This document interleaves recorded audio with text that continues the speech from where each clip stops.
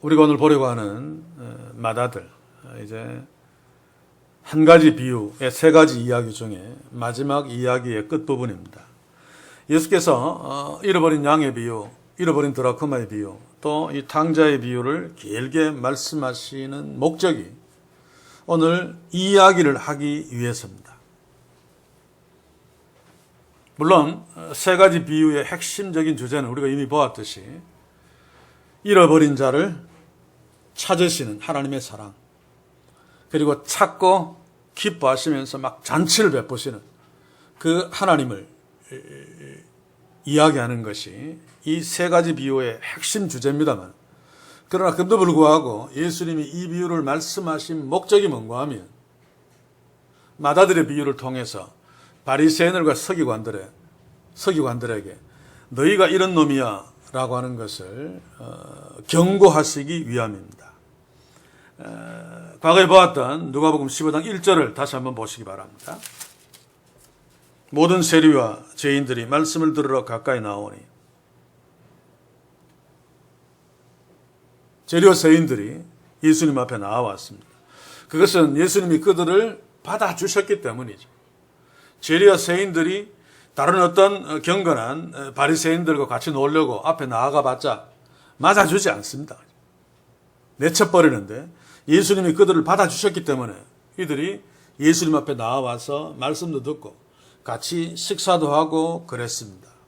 이에 대해서 우리가 진짜 하나님의 아들이다, 하나님 우리를 기뻐하신다, 우리가 하나님을 기쁘게 한다라고 하는 바리새인들과 서기관들이 이 모습을 보고 원망했습니다.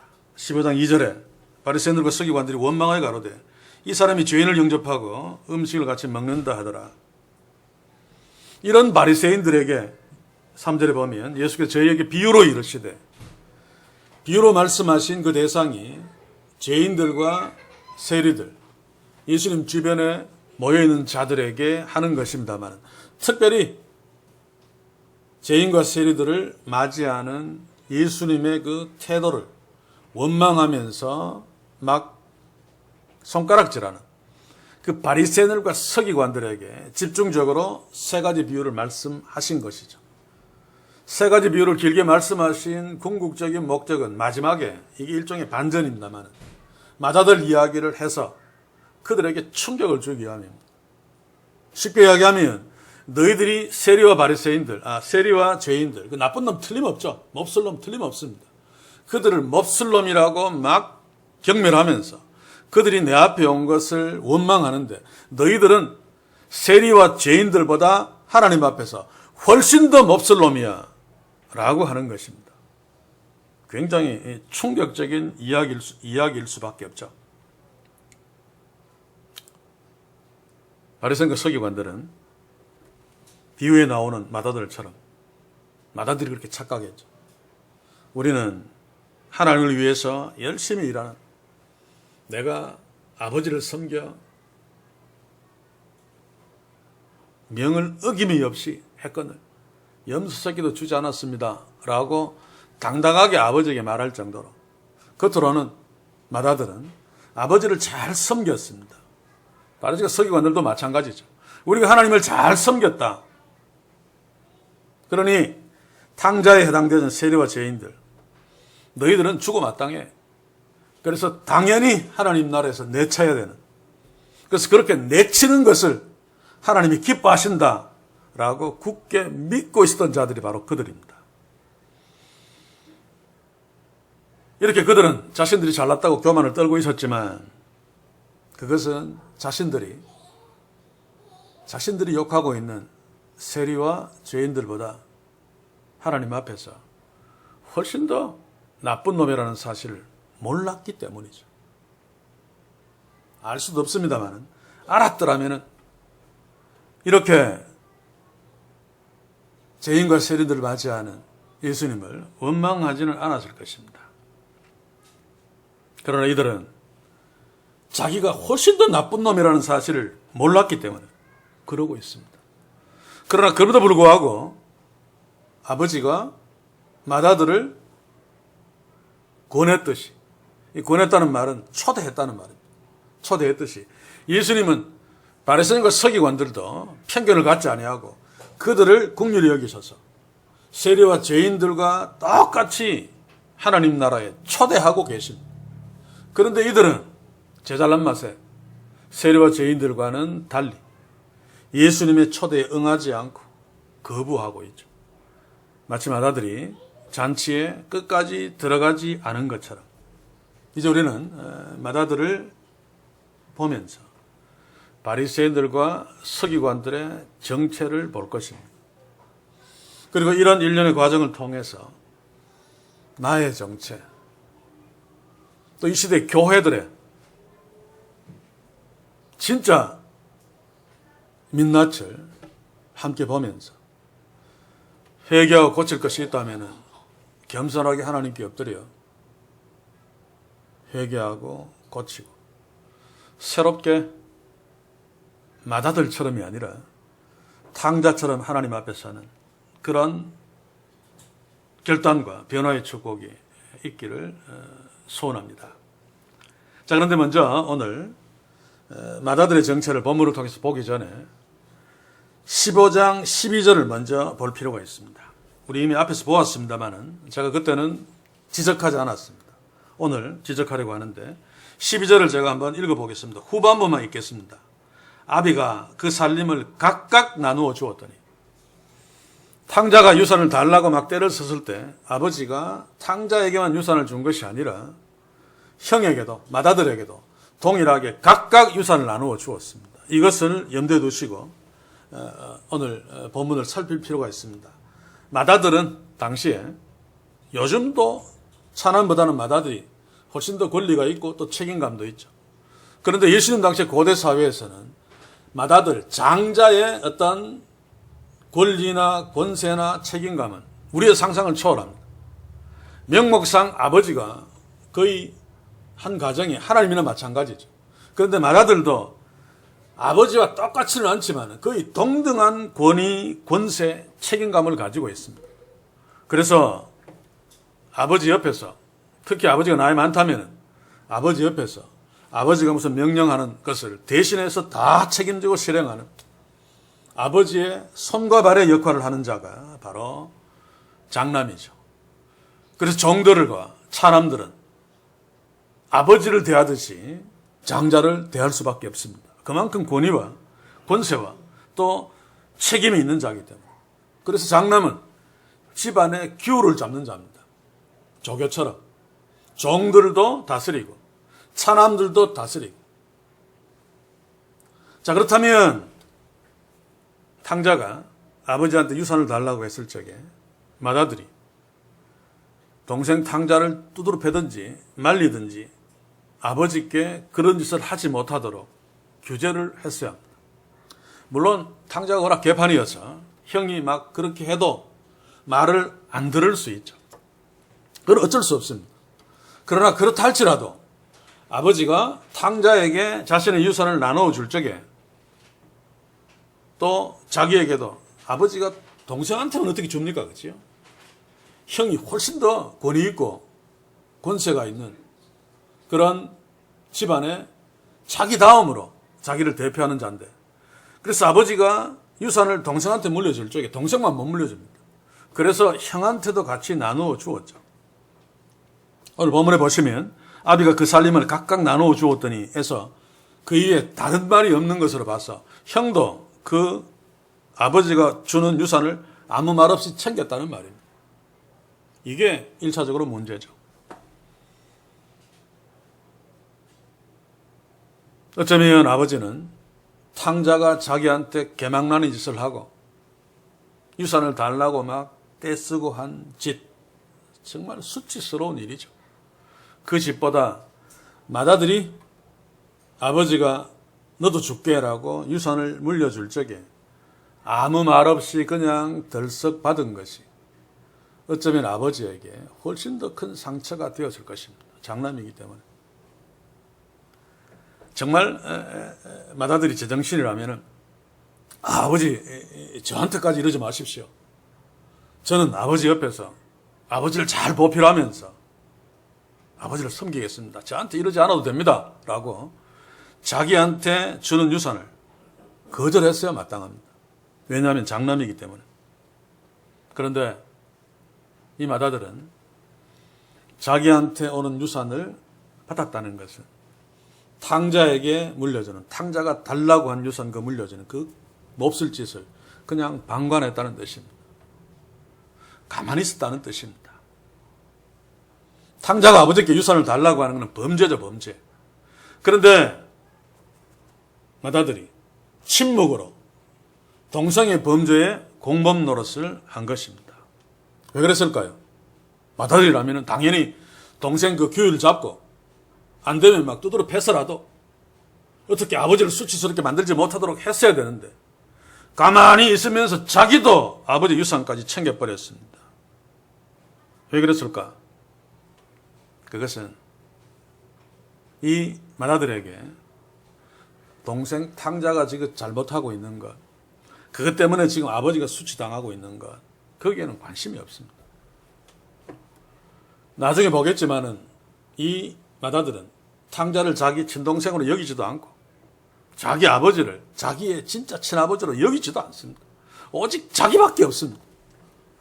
그런데 이 상황에서 자기한테도 유산이 돌아옵니다. 그러니 이거 받으려면 탕자 규율 잡으면 안 됩니다. 그래서 맏아들임에도 불구하고 동생이 아버지에게 수치를 주고 있음에도 불구하고 그냥 침묵으로 일관하면서 자기한테 돌아오는 유산을 챙겼던 거죠. 이게 맏아들의 모습입니다. 당시에 바리새인의 서기관들도 마찬가지죠. 세리와 죄인들, 아무리 세리와 죄인들이라도 이스라엘 백성이고 자신의 동족 형제입니다. 그러나 그럼에도 불구하고 세리와 죄인들이 율법도 지키지 않고 죄지어서 하나님의 백성을 못할 짓을 하는 거기에 대해서는 별 관심이 없었습니다. 지가 아니니까.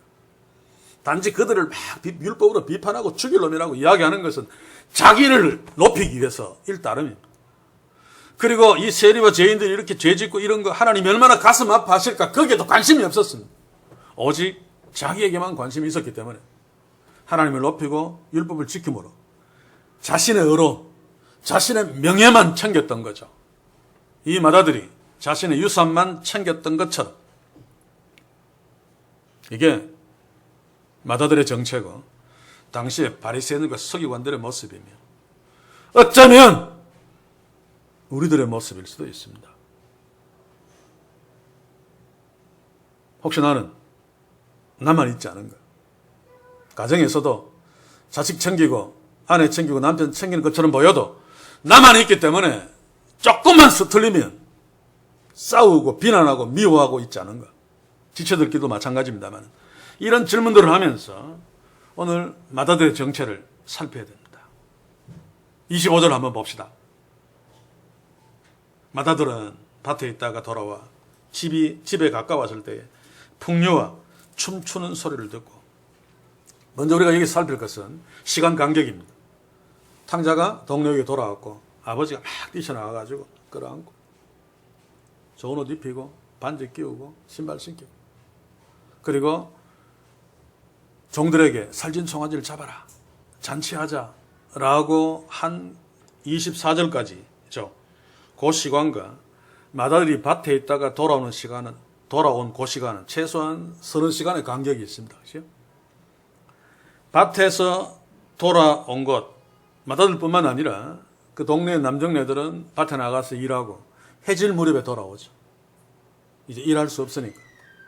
해질 무렵에 돌아오면 그 타이밍에 맞추어서 잔치가 있으면 잔치가 시작되어집니다.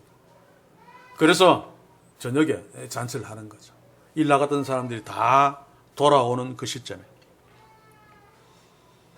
자, 그런데 살진 송아지를 잡고 다른 음식을 준비하고 그 집안 마당에 판도 깔아야 되고 이런 일들을 하려면 적어도 서너 시간은 걸리겠죠. 그렇죠? 그래서 점심때쯤 이제 잔치를 시작하자, 살진 송아지를 잡자 했으면 한참 준비하고 저녁에 동네 사람들이 들어올 때 잔치가 시작되어지는데 마다들도 밭에 있다가 돌아왔을 때 풍류와 춤추는 소리가 났죠. 바로 이것이 잔치의 시작을 알리는 신호입니다. 신호. 물론 계속 한동안은 풍악을 울립니다만. 그래서 이 마다들은 한참 시간이 지난 뒤에 잔치가 시작될 무렵에 왔다는 것입니다. 이 사실을 염두에 두고 오늘 본문을 볼 필요가 있습니다. 제가 왜 이런 이야기를 하는가 하면 왜 마다들이 이제서 왔을까라고 하는 것입니다. 탕자가 돌아왔을 때 아버지가 처음에는 막 뛰쳐나가서 막 정신없이 막 탕자가 막 기뻐서 그랬을지라도 금방 제정신을 차리고 종을 시켜서 마다들이 일하는 밭에, 동네 밖에 좀 멀리 있을 수도 있겠죠. 밭에 보내어서 탕자가 왔다는 소식을 틀림없이 전했습니다. 왜냐하면 마다들의 위치가 그런 거죠. 가정의 모든 대소사를 아버지 다음으로 책임지는 자가 바로 마다들인데 그 마다들에게 얘기 안 했을 리가 없습니다. 그런데 나중에 보면 마다들이 돌아와서 풍류 소리와 춤추는 소리를 듣고 이게 뭐지? 라고 몰랐죠. 그런 것으로 봐서 아버지가 종에게 시켜서 아들에게 탕자가 돌아왔다라고 연락을 취했을 적에 잔치를 베풀 것이라는 말은 안 했을 것입니다. 그랬으면 이미 알았겠죠. 그때는 잔치를 생각도 못 했을 겁니다. 아마 그지요? 탕자 막 챙기다가 이거 마다들 탕자 형도 알아야 되는데 싶어 종 하나 불러가지고 너 빨리 가서 탕자 왔다 그래. 그리고 빨리 오라고까지 전언을 했겠죠. 그래서 형이 자기 마다들이 돌아오면 탕자 챙기는 일 마다들한테 맡기고 야 우리 잔치 벌여야 되지 않겠니? 자기 마다들하고 잔치 벌일 그 계획도 세우고 그렇게 했겠죠. 그런데 마다들은 바로 돌아오지 않았어요. 분명히 친동생이 돌아왔다는 소식을 종들에 의해서 들었으면 틀림없을 텐데 자기 밭에서 자기 일 다 하고 다른 사람들과 마찬가지로 해질녘에 집으로 돌아왔습니다.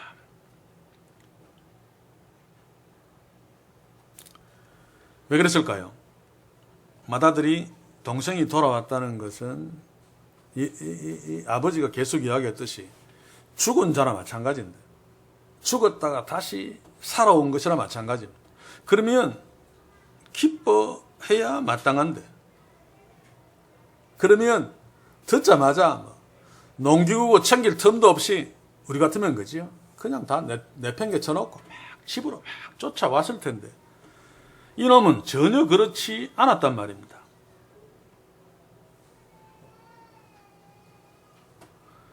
자기 볼일 다 보고 늦게 슬렁슬렁 집으로 돌아왔는데 왜 그랬을까? 앞에서 바리새인과 서기관들이 세리와 죄인들을 자기의 형제 가족으로 전혀 여기지 않았듯이 지금 이 마다들은 돌아온 탕자를 자기의 친동생으로 조금도 생각하지 않았습니다. 오히려 원수로 여겼죠. 우리 집안을 수치스럽게 만든다. 그런데 더욱 놀라운 것은 그는 그의 아버지마저도 진짜 자기 아버지로 여기지 않았습니다. 그래서 아버지가 종을 시켜서 돌아오라 탕자가 왔다라고 하는 소식을 들었음에도 불구하고 물론 이것은 성경에 기록되어 있지 않지만 당시의 간섭으로 봐서는 100% 틀림없는 사실입니다. 돌아오지 않은 것은 바로 이런 이유 때문입니다. 탕자보다 훨씬 더 나쁜 놈이죠. 그래서 제가 오늘 설교 제목을 마다들 정말 몹쓸 인간으로 붙인 것은 마다들이 탕자보다 훨씬 더 몹쓸 놈이다 라고 하는 뜻으로 붙인 것입니다. 앞에도 이야기했지만 당시의 세리와 죄인들보다 사실은 훨씬 더 나쁜 놈들이 바리새인들과 서기관들이었다 그 말입니다. 바리새인과 서기관들은 자신의 말대로 자기들이 하나님을 정말 위하는 것처럼 보였습니다만 실제로 자기의 말대로 하나님을 위하는 자였다면 하나님이신 예수님이 세리와 죄인들을 맞이하고 그들과 식사하고 하는 일 옆에 서서 도와주고 예수님과 함께 그 일을 했어야 마땅합니다. 왜냐하면 세리와 죄인들이 하나님의 자녀이고 자신의 동족이고 자신의 형제이기 때문에. 그런데 이들은 예수님이 하나님이신 줄도 몰랐고 아니 그거는커녕 하나님이 보내신 메시아라고 하는 생각도 하지 않았습니다. 그러니 그들이 경멸하는 세리와 죄인들이 하나님이 가슴 아파하는 하나님의 자녀들이고 자기의 형제라는 사실은 꿈에도 생각하지 않았을 것입니다. 그렇기 때문에 세리와 죄인들을 받아주시는 자기 친동생을 받아주는 건데 받아주시는 예수님을 원망하면서 까불었던 거죠. 이게 오늘 이 시대에도 상당히 많습니다. 저는 적용을 나중에 우리에게만 간단하게 하기를 원하는데 아무튼 마다들이 집에 가까이 왔을 때 풍류와 춤추는 소리가 들렸다는 것은 이제 막 잔치가 시작되었다는 것인데 물론 밤늦게까지 그 잔치는 계속될 것입니다. 자, 그런데 마다들이 집 가까이 왔을 때 집에서 나는 풍류와 춤추는 소리를 듣고 이상하게 여겨서 한 종을 불러 자초지종을 물었죠. 이상할 수밖에 없습니다. 아마 마자들은 집으로 돌아오면서 한 서너 시간 지났으니까 탕자가 돌아왔다는 소식을 듣고 아마 지금쯤 집에 가면 탕자는 아버지께 죽도록 맞아서 반 죽어서 어쩌면 광 속에 갇혀 있을 거야. 그놈 그래야 돼. 그래야 정신 차리지. 뭐 이러면서 집으로 돌아왔을 것입니다. 그런데 탕자의 비명소리 대신 풍류 소리와 막 춤추는 소리가 들리니까 이상할 수밖에 없죠. 그래서 집 앞에 있는 한 종을 불러서 자초지종을 묻습니다. 그런데 여기서 한 가지 번역을 잘못했습니다. 그렇죠? 종이라고 번역한 것은 오역입니다. 원문에도 보시면 파이디온, 우리가 파이디온은 소년, 청년까지도 그렇게 부릅니다. 아주 어린 아이는 아니지만 아이들을 말하죠. 물론 이 파이디온을 종으로 번역할 수는 있습니다만 전후 문맥을 보면 왜 예수님이 둘로스라고 안 하고 파이디온이라고 했는지 알 수 있죠. 그 뒤에 보면 27절에 이 종이라고 하는 자가 마다들에게 당신의 아버지가 라고 표현을 합니다. 만약에 그 집 종이라면은 자기 주인에게 주인을 언급할 적에 당신의 아버지가 이런 말 절대로 못합니다. 맞아 죽죠. 우리 주인님이 탕자가 왔을 때 이렇게 저렇게 했습니다. 주인님이라고 부르겠죠. 그런데 당신의 아버지가 라고 말하는 것으로 봐서 아이나 소년이나 장가가지 않은 청년이 틀림없습니다. 이들은 잔치에 못 들어가죠. 청년들도 사람 취급 안 합니다. 그 당시에. 그죠? 어른들만 들어가서 즐깁니다.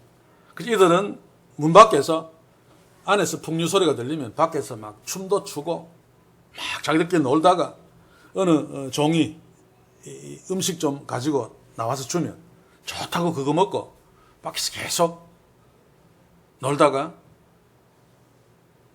집에 들어가서 잠자는 자들이 그 어린아이들, 파이디온들입니다. 형은, 마다들은 놀고 있는 애 중에 하나를 불러가지고 자초지종을 지금 묻고 있는 거죠. 왜냐하면 자신의 예상과 전혀 다른 상황이 지금 벌어지고 있는 것 같이 여겨지니까. 사실은 자기 집이 초상집같이 조용해야 됩니다. 그치? 그 몹쓸 놈 탕자가 돌아왔는데 그런데 혹시 풍류 소리가 막 나고 하니까 아마 여기에서 물었다라고 하는 이 말이 미완료 동사이기 때문에 계속 꼬치꼬치 물었다는 것을 말합니다.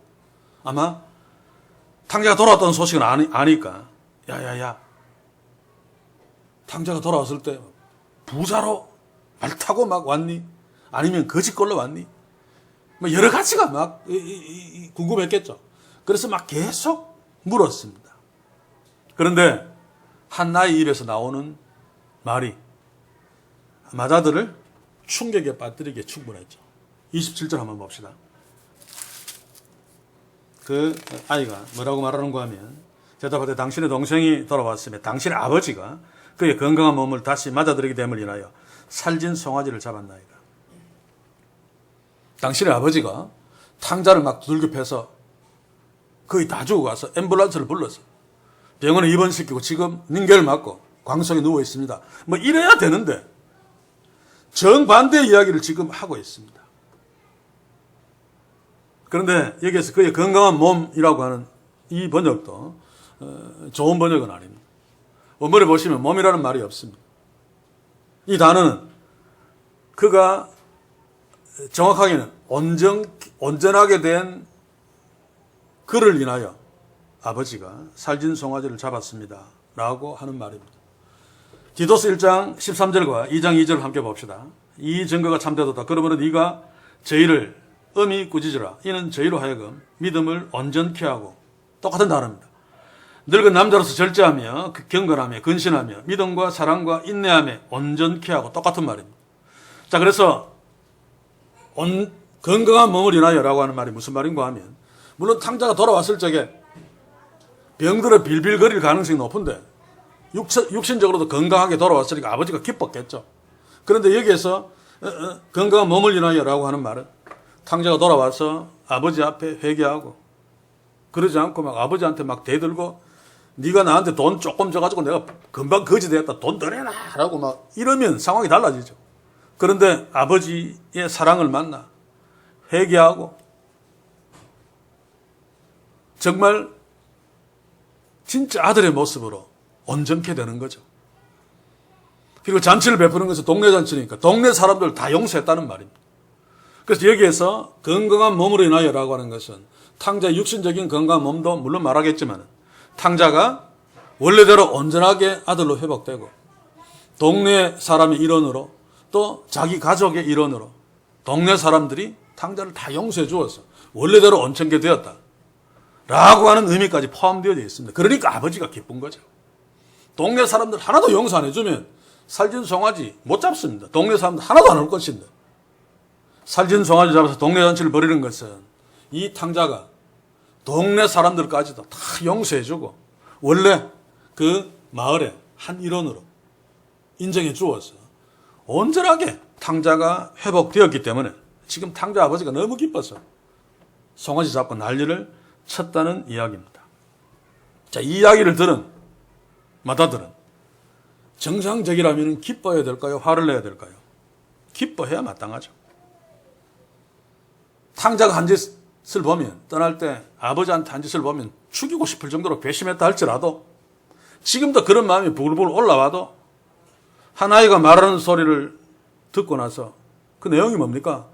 그래도 불구하고 아버지가 기뻐하고 동네 사람들 다 용서해서 지금 살진 송아지를 잡고 동네 잔치를 벌이고 있다라는 소리를 들었으면 맏아들이라면 아버지의 체면을 위해서라도 기뻐하는 척이라도 해야 됩니다.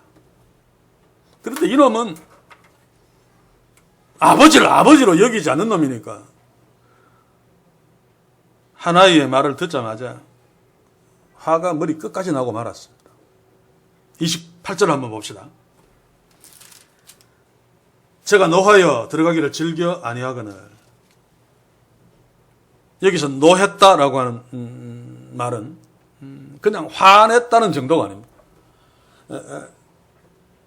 과일이 잘 익어서 그 안에 과즙이 탱탱하게 들어있는데 탁 터지가 톡 튀어나오는, 저는 종종 경험했습니다. 흰옷 입고 집에서 장 봐서 사온 토마토, 이제 지금 한창 나옵니까? 저는 아직 토마토를 못 봤는데 탱탱한 거 입으로 확 깨물다가 즙이 팍 터져가지고 흰옷 막 다 버린, 저는 여러 번 그런 경험을 했는데, 그런 경험 하신 적 있죠?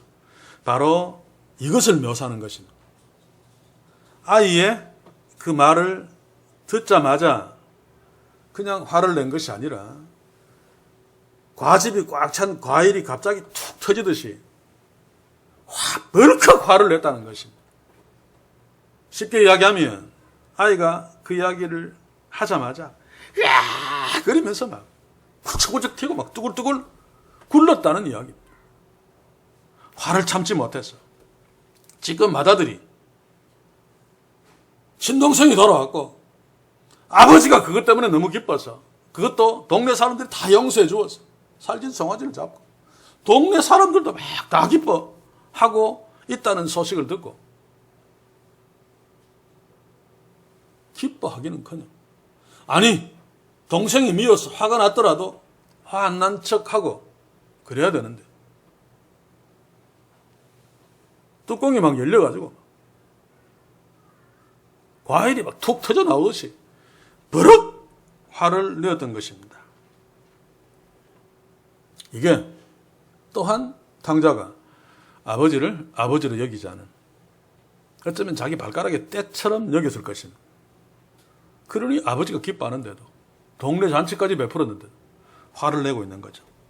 그거 진짜 맏아들이라면 아버지를 존경하는 자였다면 이게 말이 안 되는 이야기라도 일단 집으로 들어가서 아버지께 자초지정을 들어야 됩니다. 그리고 일단 잔치는 벌어졌으니까 잔치를 치러야 되죠. 잔치가 열렸는데 맏아들이 없습니다. 맏아들이 주빈입니다. 주빈. 아버지는 그냥 탁 앉아가지고 폼 잡고 이러면 맏아들이 막 종들 시켜서 음식 더 가져와. 손님 들어오면 나가서 오셨습니까? 인사하고. 여러분 결혼식 끝나고 필요한 때 이래 신랑 신부가 내려와서 돌아다니면서 어른들한테 인사하고 안 다닙니까? 그렇듯이 맏아들이 자식들을 이렇게 돌아다니면서 귀한 어른들이 와서 감사합니다 와주셔서 참 불초 동생을 생각하면 참 죄송합니다 너무 감사합니다 이러면서 잔치를 주도해야 됩니다. 만약에 잔치가 막 벌어지는데 아들이 안 옵니다. 아버지한테 묻습니다. 왜 장남이 없죠? 당연히 있어야 되는데. 지금 바쁜 일이 있어서 조금 있으면 올 겁니다. 그런데 장남이 결혼 잔치집에 들어오지 않고 밖에서 아버지한테 화내고 막 땡깡 부리고 있으면 들락날락하는 동네 사람들이 볼 거 아닙니까? 이것이야말로 아버지를 동네 사람들 앞에 대놓고 수치를 주고 모욕하는 행위입니다. 지금 맏아들은 화를 내면서 잔치집에 당연히 들어가야 되는데 들어가지 않고 있죠. 즐겨하지 아니하거늘 이라는 표현은 번역을 잘한 번역이 아닙니다. 즐겨하는 것은 두말할 것도 없고 하지 않는 두말할 것도 없고 어머니 보시면 그대로 번역하겠습니다. 그러나 그는 화를 버럭 냈다. 그리고 그는 집에 들어가는 것을 원치 않고 있었다. 원치 않았다도 미완료이기 때문에 계속 들어가기를 거부하고 원치 않았다. 그러나로 시작합니다. 이것은 무슨 말인가 하면 그 아이가 아버지가 탕자가 왔는데 아버지가 물론 여기는 표현 안 돼 있지만 좋은 옷도 입히고 가락지도 끼우고 신발도 신기고 동네 사람들 다 용서해주고 이제 살찐 소원을 잡아서 지금 잔치를 벌이고 있습니다라고 하는 말을 들었을 적에 이 아들은 그리고 집으로 들어갔어야 마땅한데 그러나 화를 버럭내고 집에 들어가기를 원치 않았다. 해서는 안 될 짓을 했다는 것을 독자들에게 암시하는 것이 그러나라고 하는 역접 접속사입니다. 당연히 그리고 들어가야 되는데 이놈은 그러나 들어가지 않았습니다. 왜 그는 화를 벌컥 내고 집에 들어가지 않았을까요? 아버지가 아버지 같은 자가 아니니까. 그래서 아버지가 나왔을 때도 계속 아버지와 다투었죠. 이것은 동네 사람들이 보는 앞에서 대놓고 아버지에게 수치를 주는 짓입니다. 그래서 바리새인 서기관들이 세리와 죄인들보다 훨씬 더 나쁜 놈이다 라고 하는 거죠. 탕자를 보십시오. 맏아들이 탕자를 죽일 놈이라고 여겼겠지만 탕자보다 맏아들이 더 죽일 놈인 것은 탕자는 집을 떠날 때 멀쩡히 살아계신 아버지께 유산을 달라고 해서 아버지에게 수치를 주었습니다. 그리고 그 돈 다 헐값에 다 돈으로 만들어가지고 집을 떠남으로 아버지를 더 수치스럽게 만들었고 동네 사람들까지 수치스럽게 만들었습니다. 그러나 그럼에도 불구하고 이 탕자는 동네 사람들이 보는 앞에서 아버지에게 대들고 아버지에게 수치를 주지는 않았습니다. 집안에서 그랬지. 그리고 과일이 막 툭 터지도록 버럭 화를 내면서 아버지께 당신은 나한테 염소 새끼라도 주지 않았다고 막 항의하지 않았습니다.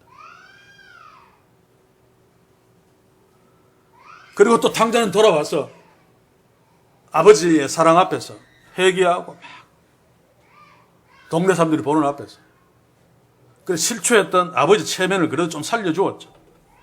그런데 맏아들은 전혀 그렇지 않았습니다. 한번 생각해 보십시오. 죽은 거나 마찬가지였던 자기 친동생이 살아서 돌아왔습니다. 그리고 아버지가 그것을 너무 기뻐해서 살진 종아를 잡고 동네 잔치를 베풀었습니다. 동네 사람들 다 탕자를 용서하고 다 기뻐했습니다. 그러면 맏아들은 당연히 기뻐하면서 속으로 막 부글부글 끓어도 화가 안 난 척하면서 잔치에 들어와서 아버지를 도와 그 잔치를 잘 치루었어야만 됩니다. 왜냐하면 다 기뻐하고 있잖아요. 24절 한번 보십시오. 앞에 우리가 보았던 이렇다가 다시 덧노라 하니 저희가 즐거워하더라. 그들이 즐거워했다. 종들도 즐거워하고 동네 사람들도 즐거워하고 아버지는 뭐 두말할것이 즐거워하고 그러면 맏아들도 즐거워해야 되는데 이놈 혼자 분노하고 화를 내고 뚜껑 열려서 막 잔치에 나 안 들어가라고 그랬다는 것입니다. 이게 정말 말도 안 되는 짓이죠. 탕자가 돌아와서 살진 송아지를 잡아 잔치를 베풀었을 때 누가 화를 내야 됩니까? 적어도 탕자의 맏아들은 화를 내어서는 절대로 안 됩니다. 그렇죠? 그 집의 장남이고 또 탕자의 친형이고 아버지가 또 죽일 놈의 탕자가 돌아온 것을 보고 기뻐서 어쩔 줄을 몰라 하고 있기 때문이잖아요.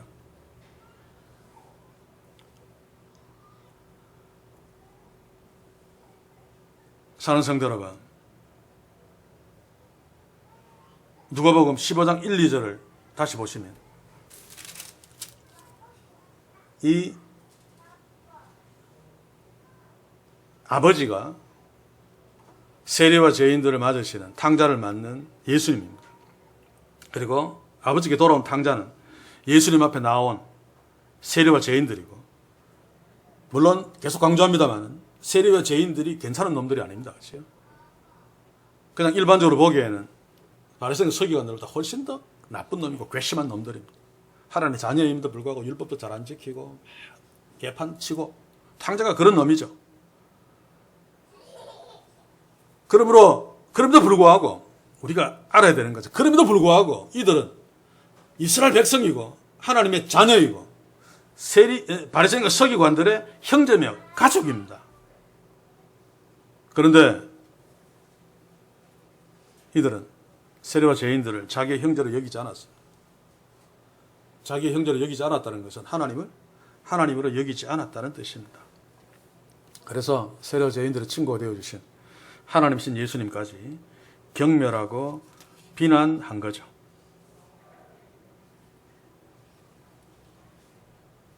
사랑하는 성도 여러분, 혹시 우리가 그러고 있지 않은지 돌아봐야 됩니다. 화내지 말아야 되는데 적어도 나는 화내지 말아야 되는데 다른 사람들은 화를 내어도 동네 사람은 화를 낼 수 있습니다. 아버지는 수치당한 당사자이기 때문에 또 아버지이기 때문에 자기 자식한테 화낼 수 있는데 그래도 자기는 동생을 잘 다스리지 못했고 동생 때문에 유산까지 꿀꺽 그냥 받아 삼킨 그런 놈인데 아버지도 화 안 내고 동네 사람들도 다 기뻐하는데 지 혼자 지금 화내고 있습니다. 그 동네에서 탕자가 돌아왔을 때 화낼 자가 누굽니까? 따로 있죠. 탕자가 갑자기 돌아오는 바람에 괜히 죄 없는 살진 송아지가 죽었습니다. 살진 송아지가 화를 내야 되고 살진 송아지 가족들이 막 화나서 막 미쳐 불쩍 뛰어야 됩니다. 탕자 저놈 때문에 내 아들 살진 송아지가 죽었다. 막 뚜껑 열리고 막 해야 되는데 그런데 맏아들이 지금 이러고 있습니다. 다시 말합니다만 맏아들에게 아버지는 없습니다. 단지 자기에게 유익을 주는, 유산을 나한테 넘겨주는, 자기를 위해 존재하는 그런 대상은 틀림없지만 적어도 자기의 친아버지, 존경스러운 친아버지는 아닙니다. 바리새인과 서기관들에게 하나님이 있었지만 자기한테 유익을 주는 그런 존재일 뿐이지 자기가 섬기고 높이는 하나님은 결코 아니었단 말입니다. 이게 오늘 이 시대 교회의 모습이고 우리의 모습일 수 있습니다. 바리새인 서기관들은 율법을 잘 지키는 척했습니다만 기도하고 금식하며 하나님을 위하는 것처럼 보였던 그 모든 것들이 결국은 자기를 위한 것이었단 말입니다. 저는 저를 포함해서 이 시대 교회들의 이런 모습에 가슴 아파. 하나님 앞에서 바르게 신앙생활하고 하나님을 높이며 하나님께 영광 돌려드리고 싶은 마음이 없는 것은 아닌데 어느 날 말씀 앞에서 나기 자신을 돌아보면 하나님은 온데간데 없고 나만 존재하고 기껏해야 내가 하나님을 찾는 것은 하나님을 이용해 먹으려고. 하나님이 나한테 복 주는 존재니까. 그런 적이 얼마나 많았던가 라고 하는 것 때문에 무너질 때가 참 많습니다. 저는 한국교회 공동체 안에서 신앙생활하는 사람의 대부분이 이럴 것이라고 생각합니다. 왜냐하면 한국교회가 그 판으로 지금까지 왔으니까. 그래서 정신을 바짝 차리고 오늘 맏아들의 얼굴을 보아야 됩니다. 맏아들이 얼마나 아버지를 무시했는가, 아버지를 욕보했는가는 다음 시간에 남은 부분을 보기로 하고 오늘은 여기에서 한 가지 질문을 하고 말씀을 마치기를 원하는데 가장 노골적이고 그러나 가장 중요한 질문입니다. 뻔한 질문입니다만 나에게는, 우리에게는, 우리 교회에는 온 우주를 창조하시고 죄인들을 구원하시기 위해서 독생자를 이 땅에 보내셔서 십자가에 매달아 죽이시고 우리를 구원하시고 하나님의 자녀 삼으시고 그 살아계신 진짜 하나님, 우리 교회에는, 우리에게는, 우리의 가정에는, 나에게는 정말 있는가? 정말 있는가? 한번 질문해 봅시다. 우리가 예배할 때 찾는 하나님, 우리가 기도할 때 찾는 하나님, 우리가 찬송할 때 부르는 하나님, 정말 살아계신 나의 하나님이 맞습니까? 혹시 이 바리새인과 서기관들 같은, 이 맏아들 같은 하나님, 아버지는 아닙니까? 분명히 부르고 있기는 있는데 별 볼 일 없는 존재, 나만도 못한 존재, 그냥 나를 위해서 존재하는 존재. 저는 성도 여러분, 저는 우리와 우리 교회 찾는 하나님, 진짜 우리 하나님이신 것을 믿습니다. 저는 우리가 예배할 때 찾는 하나님, 참 하나님을 우리가 찾는 것임을 믿습니다. 저는 우리가 기도할 때 찾는 하나님, 정말 참 하나님을 찾으면 하나님께 기도한다고 믿습니다. 저는 우리가 찬송할 때 부르는 하나님, 정말로 진심으로 참 하나님을 부르며 그 하나님께 찬송한다고 믿습니다. 그렇기 때문에 우리가 적어도 해야 될 것은 우리의 믿음의 지체들과 우리의 믿음의 가족들, 우리의 가족, 남편, 아내, 자녀들에게 적어도 버럭 화를 내거나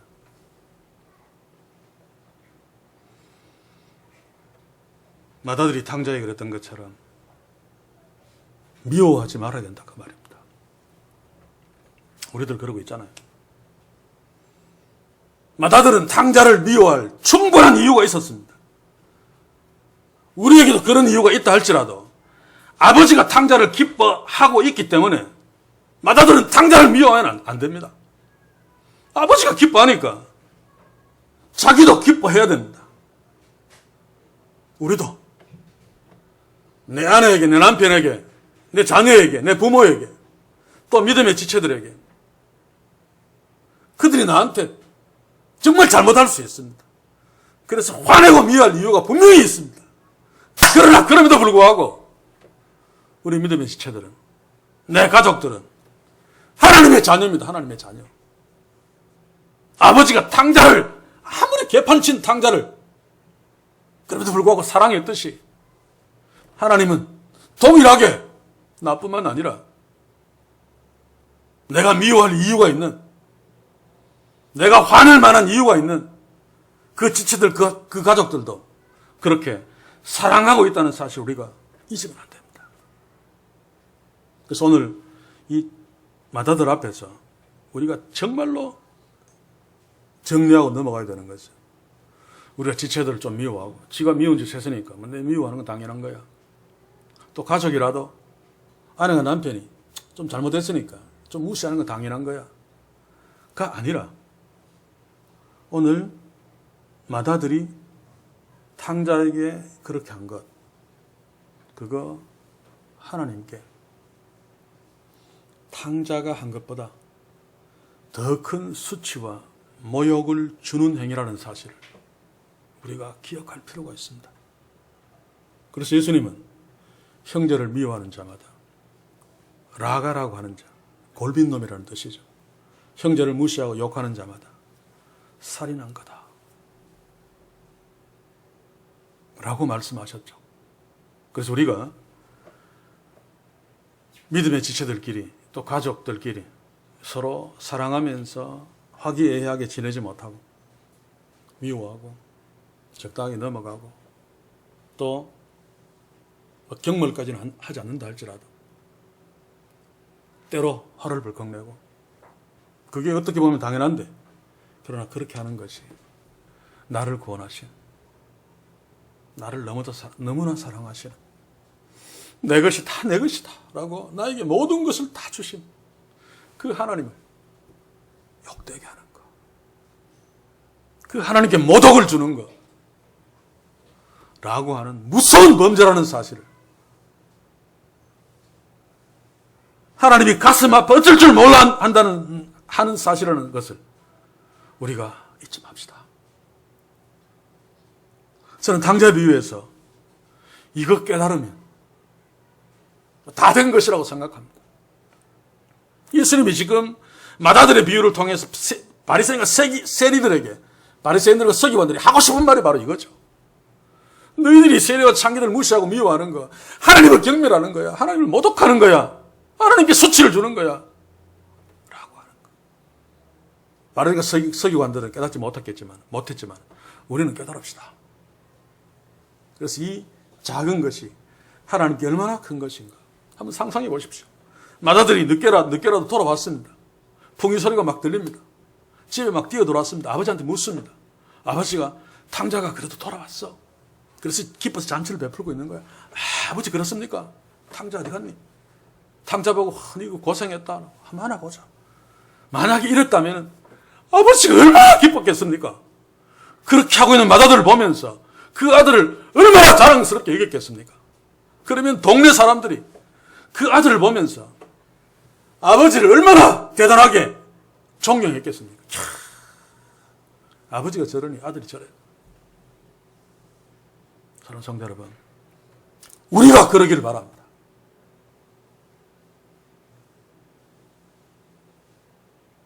마다들과 정반대로 정말 나한테 잘못하고 해코지해서 미워하고 마땅하고 막 욕해도 마땅한데, 그럼에도 불구하고 하나님이 사랑하시는 내 친동생이니까 오히려 관심을 가지고 사랑하고 끌어 안아주므로 아버지가 그것을 보고 흐뭇해하면서 기뻐하면, 야, 저놈 정말 내 아들이야. 나를 정말로 아버지로 생각해 주는구나. 내 체면 저놈 때문에 무너지지 않았어. 이러면서 우리를 보면서 너무 자랑스럽고 기뻤어. 스바냐스 우리가 예배 시작할 때 하는 찬양처럼 하나님 우리를 보고 너무 기뻐서 삐빠빠룰라 막 노래를 막 부르는 그런 놀라운 축복이 우리 교회와 우리 가정에 넘치기를. 한 번 더 미워하거나 한 번 더 화를 내는 지체들에게, 가족들에게 그런 일이 없는 그래서 우리를 보고 하나님이 너무 좋아서 노래까지 막 부르는 그런 우리의 가정, 우리의 교회, 우리가 되는 축복이 있기를 주의 이름으로 간절히 소원합니다. 기도합시다. 주여, 오늘 맏아들의 얼굴을 봅니다. 그는 잘났고 그는 하나님 앞에서 잘하는 자고 탕자는 형편없는 존재이며 세례 죄인들은 죽어 마땅한 것, 그거 맞습니다마는, 그러나 그들은 하나님을 놓치고 있었습니다. 그들에게 하나님이 없었습니다. 그럼에도 하나님이 그들을 기뻐하고 맞아주고 끌어안아 준다는 것을 그들이 알았다며, 그리고 그런 자가 하나님이시라는 것을 그들에게 있었다면 그들도 세례와 죄인들을 끌어안고 형제로서 받아주었을 텐데, 그렇지 못하므로 하나님을 자기도 모르게 더욱 욕되게 하고 모독한 바리새인과 서기관들, 적어도 우리가 되지 않기를 원합니다. 주여, 우리에게 눈을 뜨게 하옵소서. 믿음의 지체들을 다시 돌아보게 하시고 나의 가족들을 다시 한번 쳐다보게 하소서.